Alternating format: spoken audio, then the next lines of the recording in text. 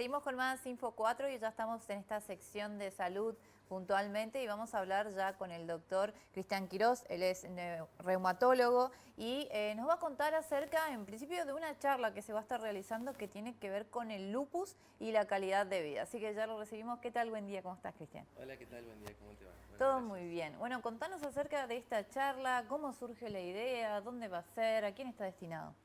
Bueno, es una charla que la venía pensando desde el año pasado, ¿sí? No es una charla que esté destinada a profesionales de la salud, porque no va a tener términos médicos, sino que va a tratar de ser con palabras más sencillas, más fáciles, para que los presentes puedan entender de lo que estamos hablando. Bien.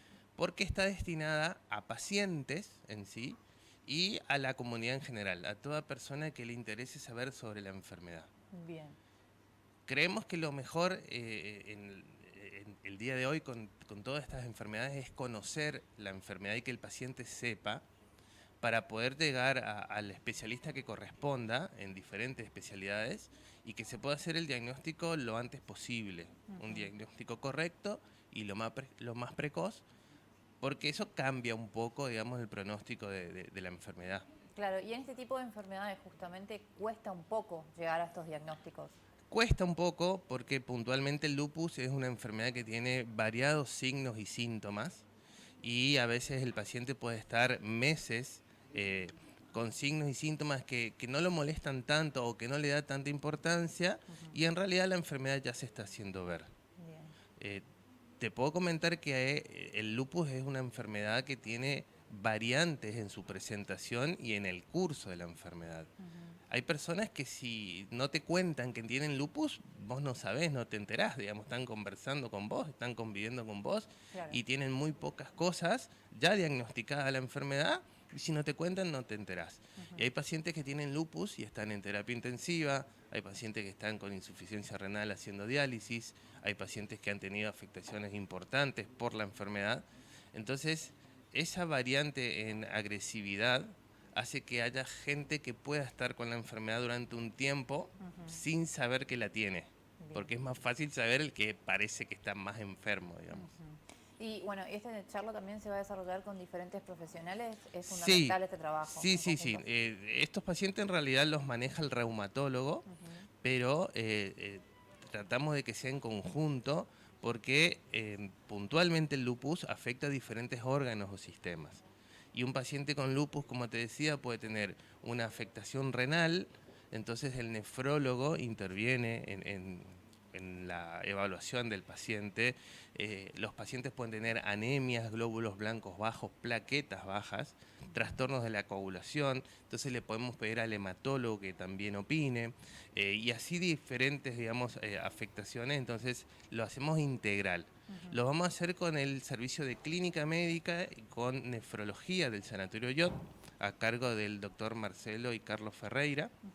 Entonces voy a hablar sobre generalidades de lupus, cuáles son estos signos o síntomas que hay que tener en cuenta, cómo hacer el diagnóstico, cómo enfocar un paciente con un reciente diagnóstico. Se va a hablar de la afectación renal puntualmente. Vamos a hablar sobre la nutrición en los pacientes con lupus, ya sea con el diagnóstico o previo al diagnóstico. Después voy a hablar sobre lupus y embarazo, que es un tema que durante muchos años no se sabía, no se hablaba, se les recomendaba a los pacientes no tener hijos, lo cual hoy en día eso no es así. Se puede tranquilamente programar un embarazo, desarrollar y llevar un embarazo que llegue a término y que todo salga como corresponde, pero hay que saber llevar esos pacientes, saber qué cosas hacer, el paciente tiene que conocer.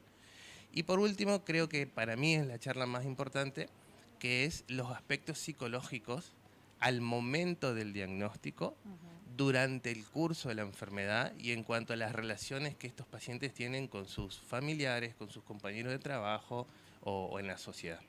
Bueno, volviendo a lo del embarazo, en el caso que no sea programado, ¿cómo es el seguimiento de una persona, una paciente con lupus?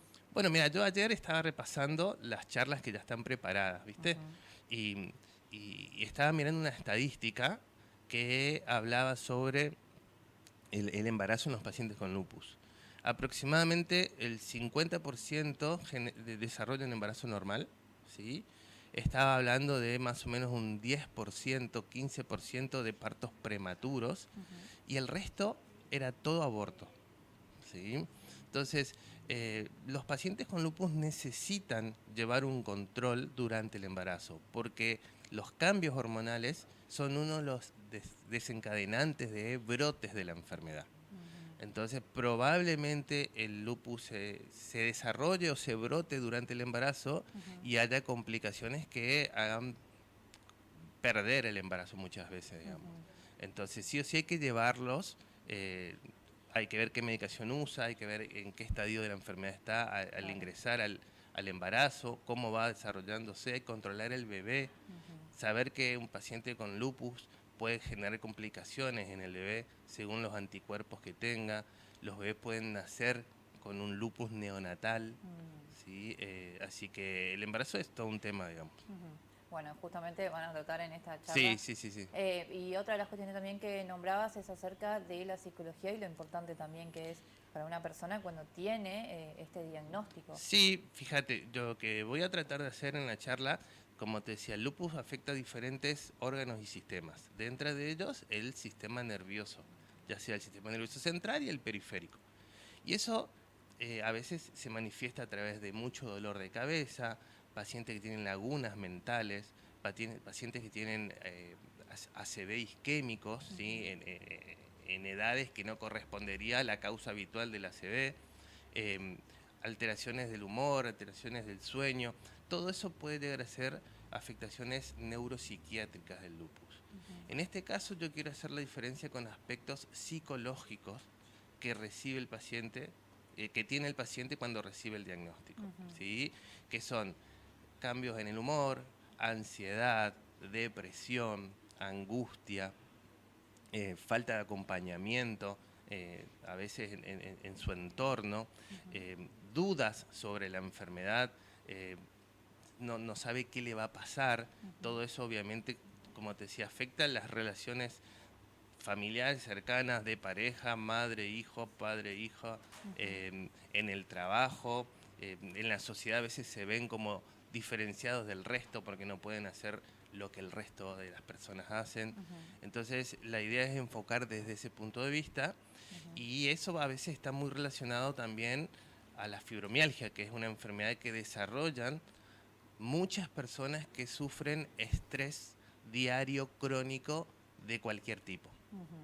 Teniendo en cuenta todos estos tratamientos y también todas estas visitas a los profesionales, los pacientes con lupus y también fibromialgia, obviamente es aconsejable tener un terapeuta, un psicólogo que lo acompañe, pero todos los pacientes logran tener también este acompañamiento psicológico. Y muchas veces no.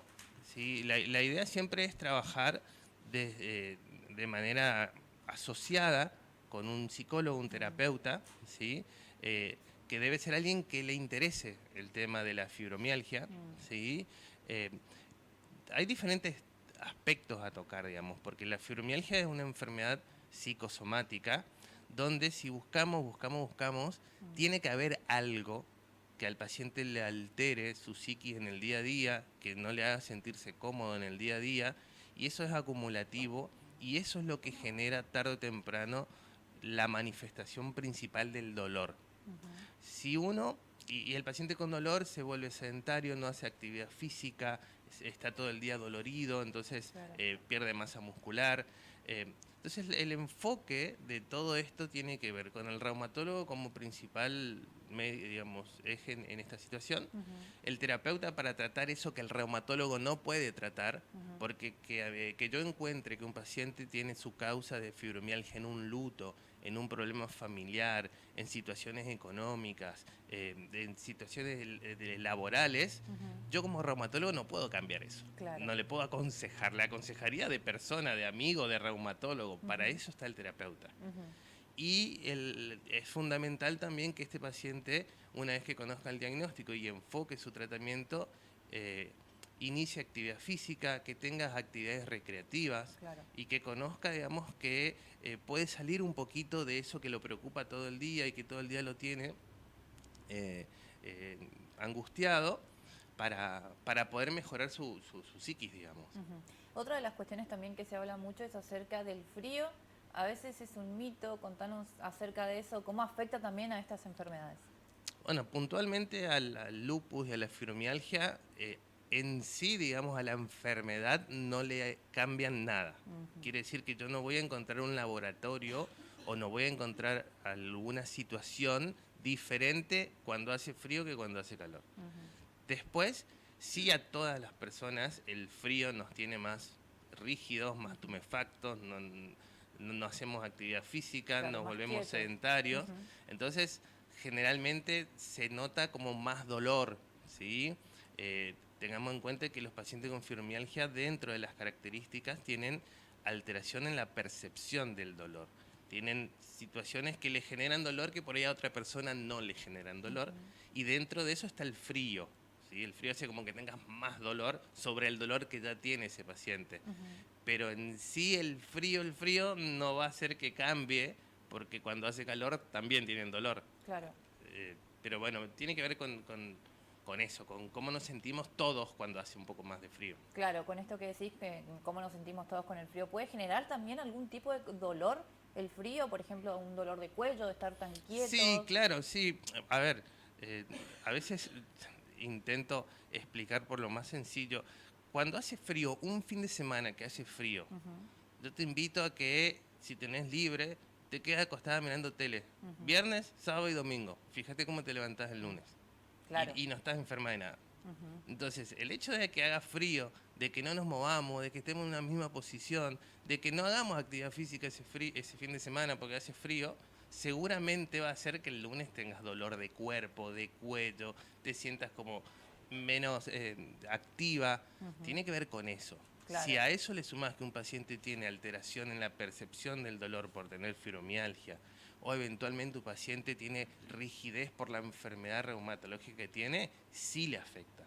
Pero no porque el frío cambie el pronóstico o el curso de la enfermedad. Claro, y el consejo entonces es movimiento siempre a Aunque pesar haga del frío. sí. Bien, perfecto. Cristian, recordanos también cómo se pueden inscribir o cómo tienen que hacer para asistir a esta charla que es abierta. Bueno, la charla es el viernes 4 a las 9 de la mañana en el 6º piso del Sanatorio Yot, en el salón de auditorio.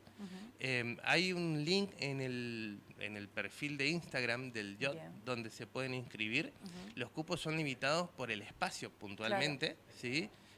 Así que, bueno, los esperamos para que sepan, para que conozcan y bueno, y para que conozcan un poco más su enfermedad, lo que están enfermos, y para que sepan los que no están enfermos cómo tienen que estar atentos o de qué se trata. Muchísimas gracias. Bueno, a vos.